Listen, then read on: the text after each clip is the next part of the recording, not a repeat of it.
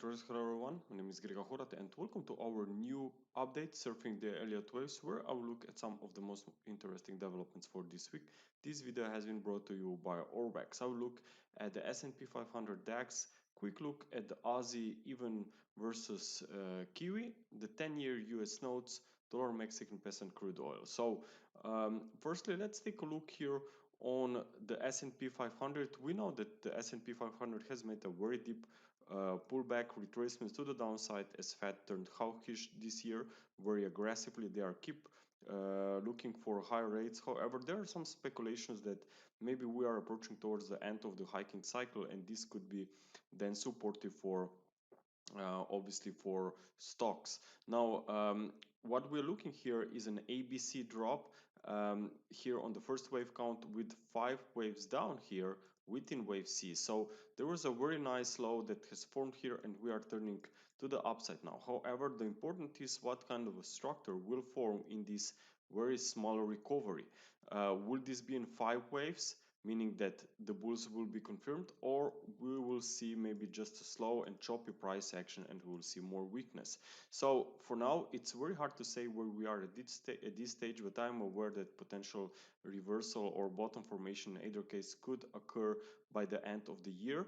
We are also seeing here VIX trying to move towards the upper side of the range of 2022, so maybe we are close to a support. However, as I said, this is the first wave count. The second wave count that I'm also tracking, if maybe current recovery will prove corrective with a slow price action, could be also wave B. So then I would be looking for a WXY correction here with a nice support around 3200. So yes, there is still a little bit early to say that this stock market has reached the bottom, but I think that we will have more details in the upcoming weeks to see if this rally from the lows will really unfold impulsively or not. So looking at the 4-hour chart here, you are seeing now prices rising into a third leg of recovery. So again, I don't know if this is going to be a wave C of a counter-trend movement or we will see extensions for a wave 3. Very important is the current resistance here at the former wave 4. You have the 3820, then you have the next levels around 3880. So that's the key resistance area. So for bears to still in play, well, you want to see this reversal happening from that levels this week. If these levels are broken, then I think that we are headed back to bullish mode. So for now, obviously there is still a downtrend on stocks, so we have to respect what the market is doing rather than forcing our prediction towards the bullish case. So for now, still the trend is down, and we should consider that maybe this bearish look should also be visible through German DAX. Why? At least in the short term. Why? Because I'm tracking here a counter trend movement, an ABC drop. Now you are in this wave C down from around 15,000. Wave C is a motive wave, and even this lag, meaning should be made by 5 subwaves. And ideally, we could be here dealing with an ending diagonal, and you're now rallying into wave 4. So final push to the downside maybe could happen towards the end of the year, and then a reversal higher. I see some very nice support here when looking back at this 2020 lows. So that's a very nice support around 11,400. Okay. If this trend line resistance would be broken here decisively and we see rally towards 13,500, then I would dare to say that we have a tradable low here in place. Okay, but for now, still looking at the 4-hour chart, there can be a little bit of more weakness coming. In fact, you have only 3-wave rally from the low. So as I said, as long as this resistance holds, the trend is still down. Now, if stocks would come down from that resistance that I highlighted, then I think that Aussie will also continue its downtrend. It's been acting quite weak, one of the weakest actually when compared to euro, pound, even kiwi for the last few weeks. So what I'm looking at here on the short-term charts is some very nice clear bearish impulse. Now this should be made by 5 waves down from that triangle. Okay, so that was here a triangle, and now you have seen then waves 1, 2, very nice extended 5 subwaves within wave 3. I firstly thought that that was the ending point for wave C, but notice what happened. The market recovered only with 3 waves. The prices failed to break and push prices above the upper trend line of this bull flag. So normally this represents a corrective price action whenever this subwave C will stop at the upper trend line. More importantly, we have seen a sharp drop here on the intraday basis, so I think that there can be more weakness, but looking for a final push down here towards the low into this 61 support. So if we can break this trend line, I think that weakness here is still in the cards. Actually, then I would be looking for immediate resumption lower into fifth wave. Okay, but clearly this is not looking impulsive from the low, so it's better to stick with the bearish trend. If suddenly, let's say I'm wrong and we see a recovery back above 6, 7, 15, then obviously the low would be in place, and then I would try to look for pullbacks for potential longs here.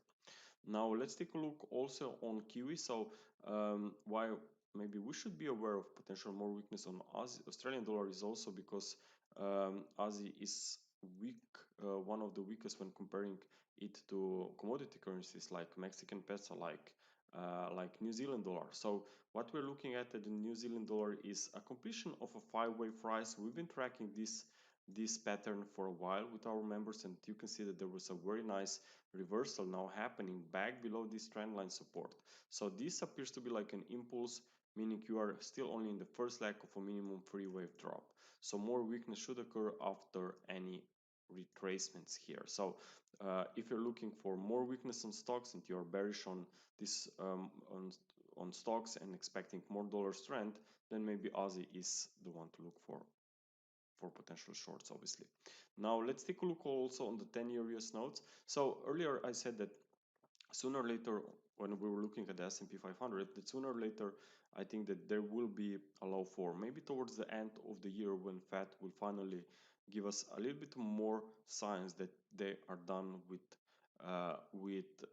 hikes. Of course, this will have a lot to do with the potential economic numbers and conditions. If they will worsen, then they will be forced to slow down the hikes. Then maybe another thing would be if inflation would finally come to the downside, also could be a move towards this direction.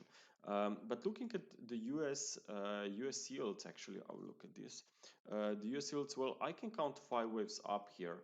That's from summer lows. Okay, that's a very nice 5 waves up. You can see that wave 5 is now trading at this potential resistance here at this trend line. So we'll see if the market can turn around here. Of course, US dollar has a very strong correlation. You can see here that's the US dollar index in blue has a very strong correlation. So you definitely want to see these US yields coming to the downside before we can say that dollar has found the top. However, whenever this occurs, I think that this will be visible on the charts in the next few months because other countries, central bank will obviously have to act towards to support their own currency because obviously this is hurting the economy because of inflation.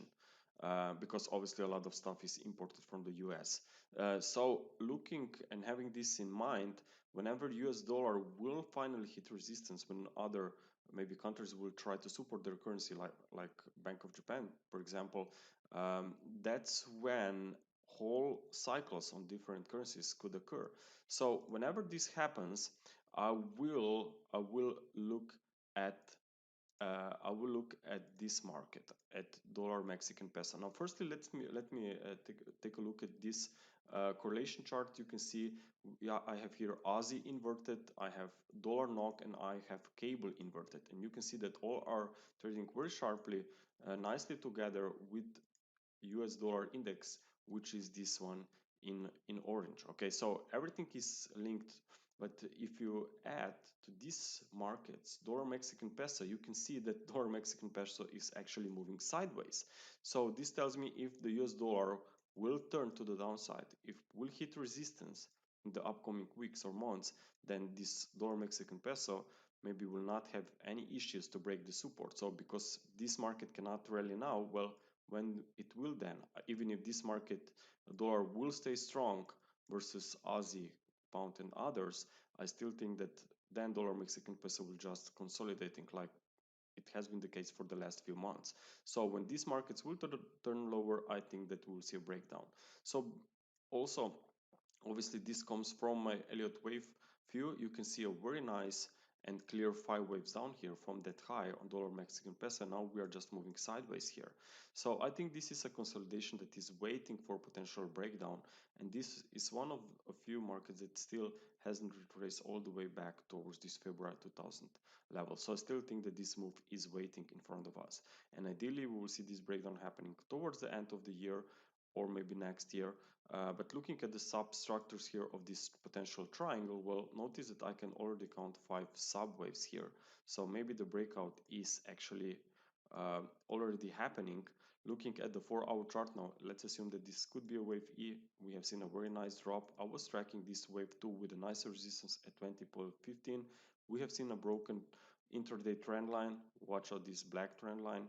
It was very nicely retested here in the last few sessions, so I think that there is a chance for more weakness, especially if stocks, even crude oil, will continue higher. Then I think dollar Mexican peso will stay strong. Now looking at the crude oil, since I mentioned it, well, you can clearly see that on the 4-hour daily chart, that's still only a 3-wave drop.